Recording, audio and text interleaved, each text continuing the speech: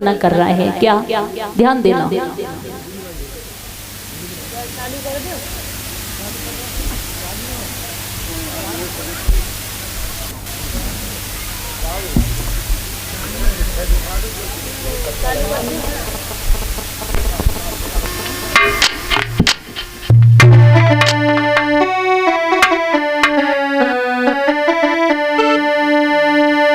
परीक्षित महाराज बड़े सुंदर शब्दों में किसी ने कहा कि आज के इस कलयुग में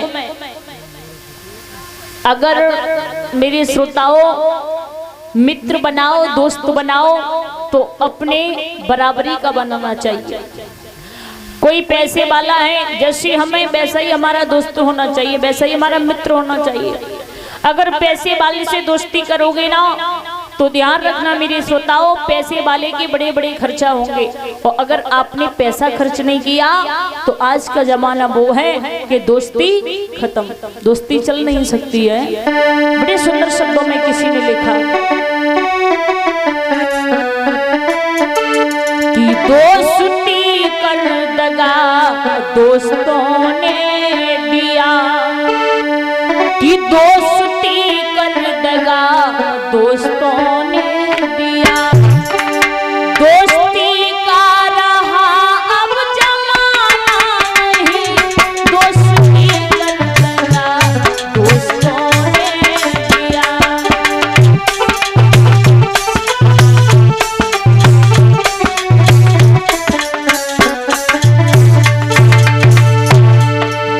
हे भैया, आज के कलयुग में ऐसे दोस्त नहीं है जो बड़ी बड़ी बातें करते हैं ना कि अगर भैया तुम रात के समय में याद करोगे 12 बजे तो हम 12 बजे हाजिर हो जाएंगे। एक बार अजमा करके देखना कि वो आएंगे या नहीं आएंगे।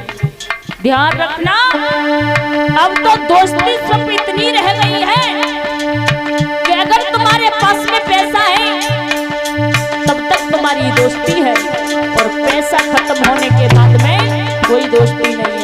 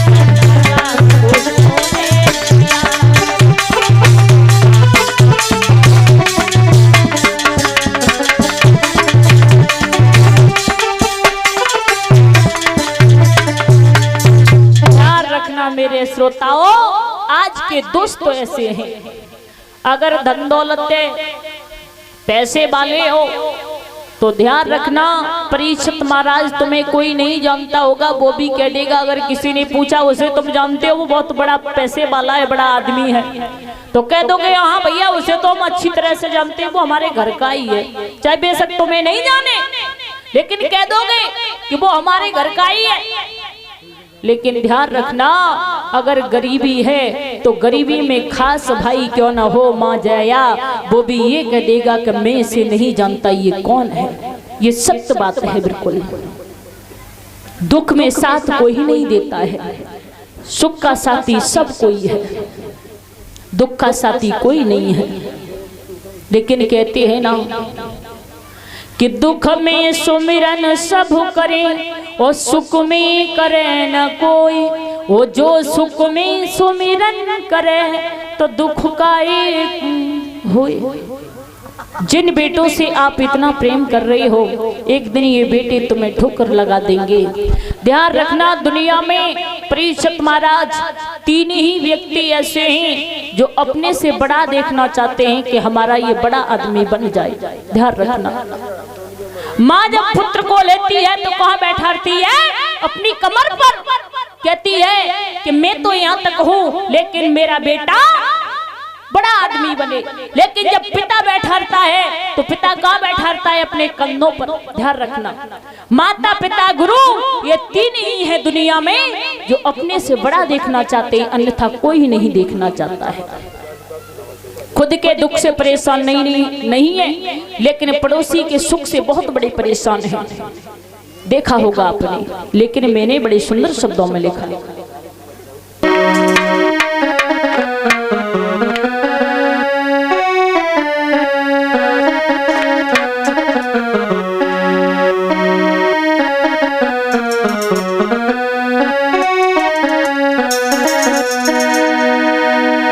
गैरों से गिला क्या करूं और जब वो अपने बदल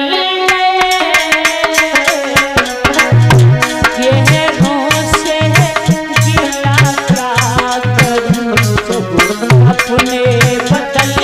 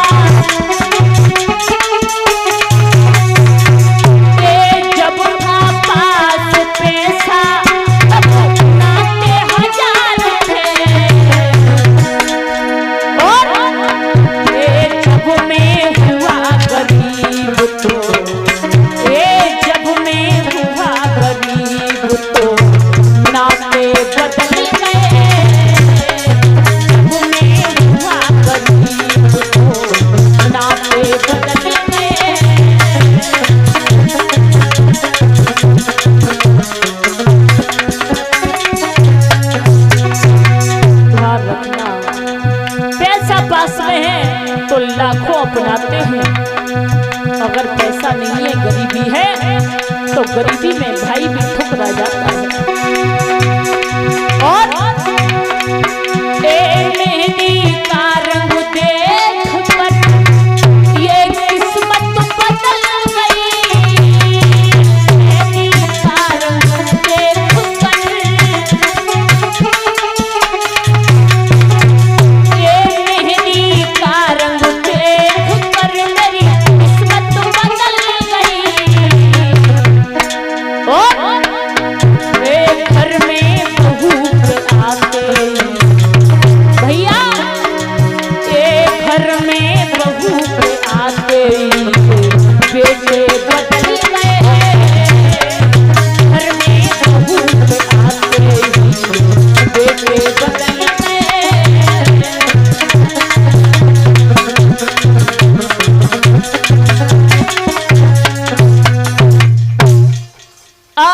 सुदामा जी के ऊपर बहुत बड़ी कंगाली है। दिन प्रतिदिन बेचारे भिक्षा मांगने लगे, द्वार द्वार पर दाता दाता चिल्लाने लगे हैं। दिन प्रतिदिन कंगाली आती जा रही है।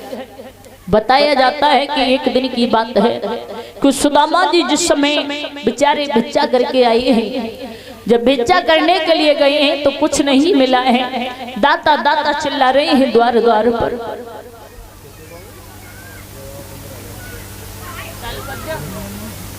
चालू करो भाई,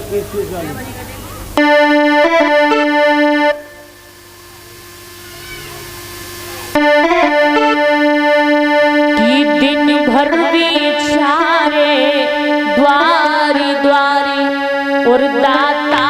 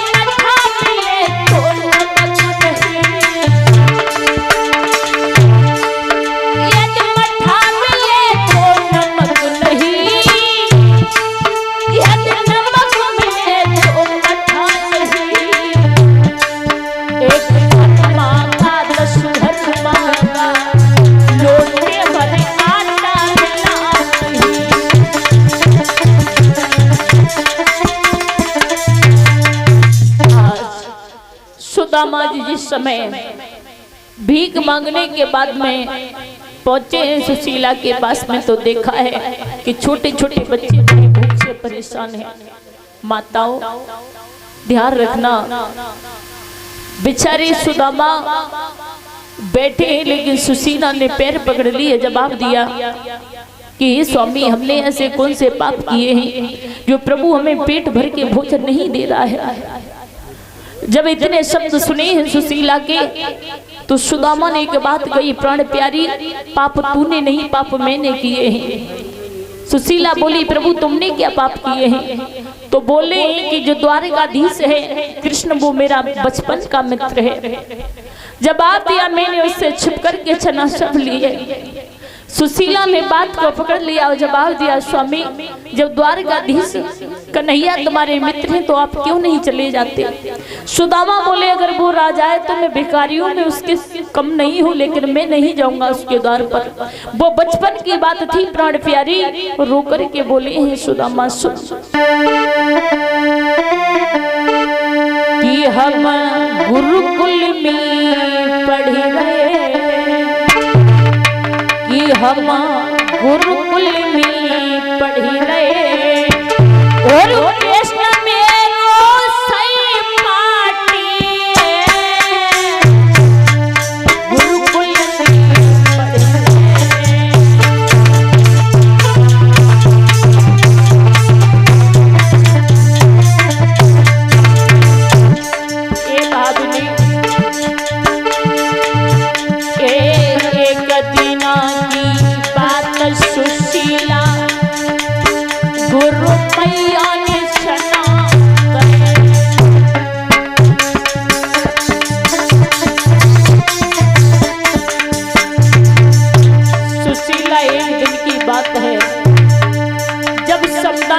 हो गई गुरु संदीपन के यहाँ पर, तो हम लकड़ी लेने के लिए गए, समुदाय लेने के लिए गए, तो गुरु माता ने मुझे थोड़े से चना दे दिए।